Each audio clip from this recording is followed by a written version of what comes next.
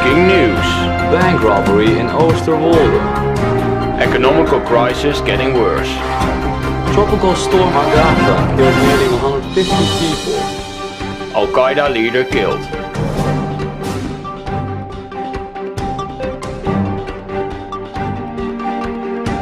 Welcome, this is the end of news, live from Elburg. My name is Eric Johnson. My name is Joost McCroy and this is the news of the 4th of June.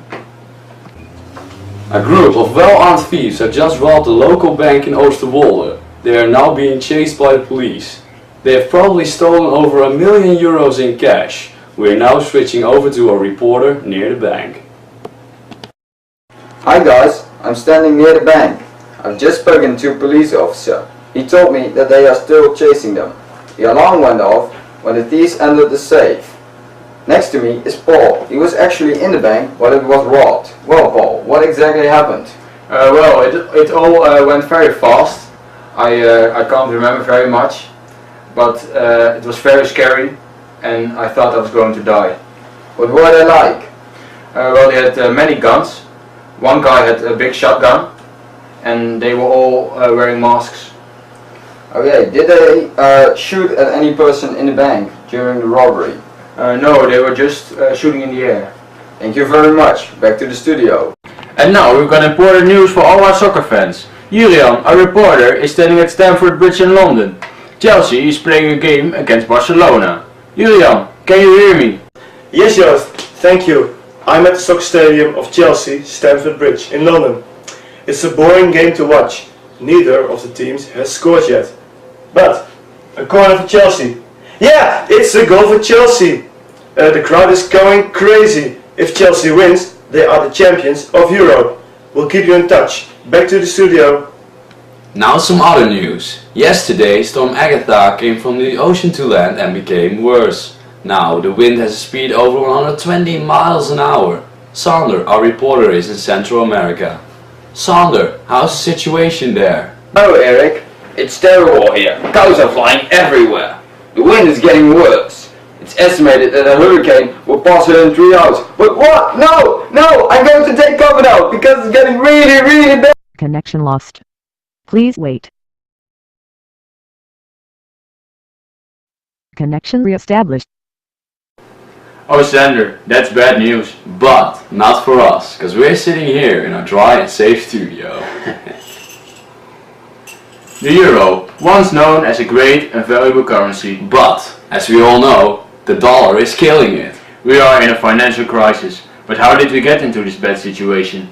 We'll explain. The financial crisis of 2007 until present is triggered by a liquidity crisis in the United States banking system and caused by the overvaluation of assets. It has resulted in the collapse of large financial institutions, the bailout of banks by national governments, and downturns in stock markets around the world. In many areas, the housing market has also suffered, resulting in numerous evictions, foreclosures and prolonged vacancies. It's considered by many economists to be the worst financial crisis since the Great Depression of the 1930s. It contributed to the failure of key businesses, declines in consumer wealth estimated in the trillions of US dollars, substantial financial commitments incurred by governments, and a significant decline in economic activity. Well, that was interesting, Joost. Thank you, Eric.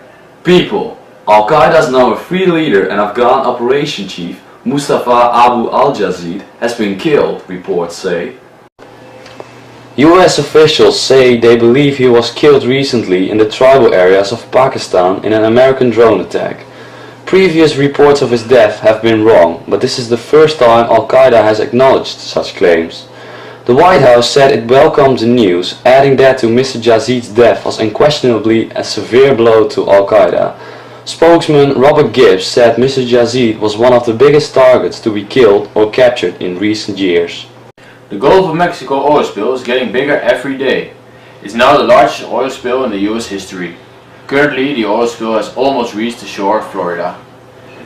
Currently, the size of the oil spill is 125 square miles. The wellhead leaks around 1.5 million liters a day. This has an enormous impact on the wildlife in the Gulf of Mexico.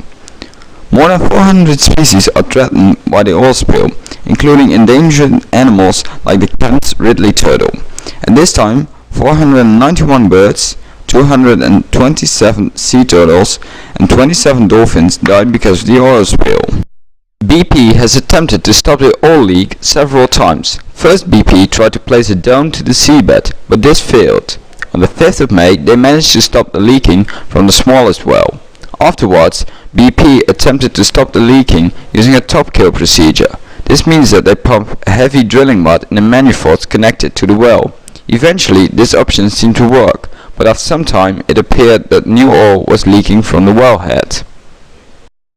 But there are some new ideas to stop the leak. One of these ideas started as a joke, but this option is now being seriously considered by some scientists. This option involves detonating a nuclear bomb near the well. Because of the enormous energy generated by the explosion, the rocks around the leak will melt and close the leak. The Russian government claims it's a safe way to close the leak. They claim the radiation won't cause any problems because the oil leak is deep down in the ocean, but the Russians have only done this on land and not in the sea. The US government is quite skeptical. They say that one thing is worse than a leaking oil well, and that is a leaking radioactive oil well. And because Obama is against nuclear weapons, it probably won't be used. In the meantime, BP is still trying to stop the leaking with conventional approach. The Nuborg ended at the 5th place at the Athens Games, which are an annual sports tournament in Groningen. It was a great success with a lot of fun. The soccer team failed pretty hard, but the volleyball team managed to become 5th. Unexpected, William managed to reach the 8th place, and he did an amazing head roll in the Kokomo Beach Club that night. The day after, their English teacher, who wants to stay anonymous, gave them a boring listening test. Some of them almost fell asleep during this test. Hereby they thank the teacher for a great sleeping occasion. One of the most popular music games of this era probably is Guitar Hero, a game in which players use a guitar-shaped instrument to simulate the playing of lead, bass and rhythm guitar across numerous rock songs. Players match notes that scroll on screen to colored fret buttons on the controller, strumming the controller in time to the music in order to score points and keep the virtual crowd excited. Yesterday, Danny Johnson broke a new record. He managed to get the highest score ever. He played the song Through the Fire and Flames, which is the most difficult song in the game. Eric, you wanna try it? Sure, I'll try. Okay, let's go. Well, good luck.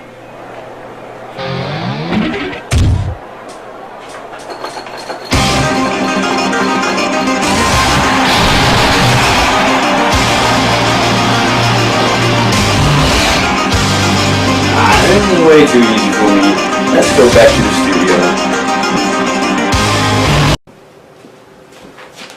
Well, that was quite easy. People, we've got important news. Johan van der Sloot has just been arrested in Peru. We have a mobile connection with our reporter in Peru, Michael. Tell us something more, Michael. Johan van der Sloot has been arrested for the murder of 20-year-old Stephanie Flores Ramirez. He was arrested in Peru while he was fleeing for the police. Stephanie was the daughter of a rich businessman and race car driver. Van der Sloot booked a room in a hotel in Lima. He was there because of a poker tournament. During this tournament, he met Stephanie and talked with her. After the tournament, they went together to his room. A guest and some employees saw Joran and the girl entering the elevator in the hotel. Wednesday, she was found in his room, dead. He probably broke her neck and stabbed her with a knife. Joran left Chile by cab to go to the city Arica in Peru. The police found the cab driver and spoke to him, so they knew that Joran left the country to Peru. Exactly 5 years ago, Joran van der Sloot probably killed Natalie Holloway. She was killed on Aruba, but her body has never been found. Probably her body is dumped in the ocean. Unfortunately, there wasn't enough evidence to keep him jailed.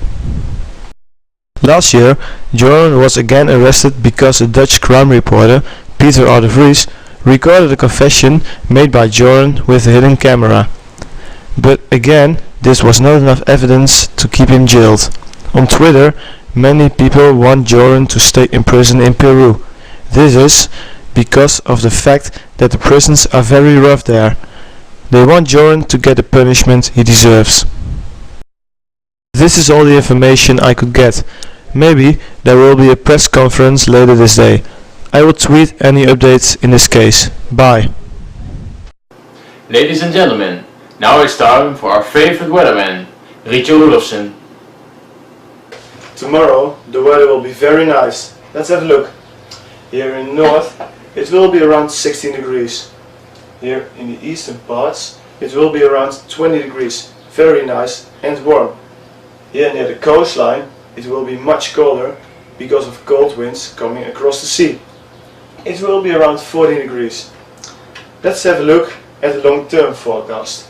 Sunday the temperature will drop and there will be thunderstorms. For Monday we are expecting a hurricane, so watch out. Have a nice day. This was all the exciting news of the 4th of June. I'm Joost McCoy, wishing you a good afternoon.